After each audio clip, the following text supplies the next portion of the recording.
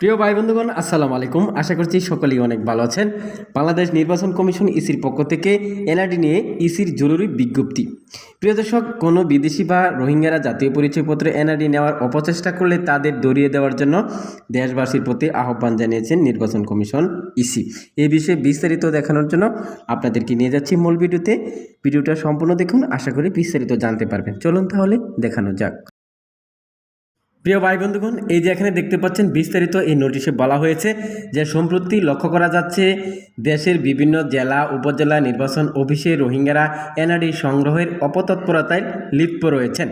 কিন্তু ভোটার তালিকা আইন 2009 সালের 7(1) ক অনুযায়ী কোনো ব্যক্তি বাংলাদেশের নাগরিক না হলে তাকে ভোটার তালিকায় অন্তর্ভুক্তি করার কোনো সুযোগ নেই। এত সত্ত্বেও বাংলাদেশের কিছু অসাধু ব্যক্তি বা দালাল চক্র রোহিঙ্গাদের ভোটার বানানোর কাজে সহায়তা করছেন, যা ভোটার তালিকা আইন 2009 সালের এবং জাতীয় পরিচয়পত্র নিবন্ধন আইন 2010 সাল অনুযায়ী দণ্ডনীয় অপরাধ।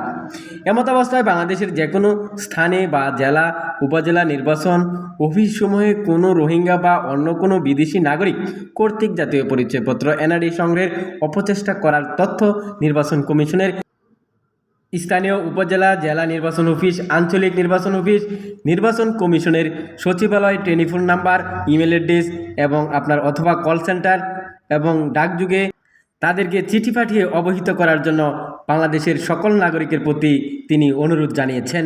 এখানে বলা হয়েছে কোনো বিদেশি নাগরিক বা কোনো রোহিঙ্গা যদি কোনোভাবে ভোটার হয়, সেটা যদি আপনাদের চোখে পড়ে বা আপনারা ধরতে পারেন, তাহলে এখানে বলা হয়েছে নির্বাচন কমিশনের টেলিফোন নাম্বার আছে এবং কল সেন্টার আছে 105 এবং আপনার ইমেল অ্যাড্রেস আছে secretary@ecs.gov.bd অথবা 105-এ আপনারা ফোন করেই জানিয়ে দিতে পারবেন, সেখানে কোনো টাকা পয়সা লাগবে না। প্রিয় দর্শক, আজকে এখানেই শেষ করছি। সবাইকে ধন্যবাদ। আসসালামু আলাইকুম।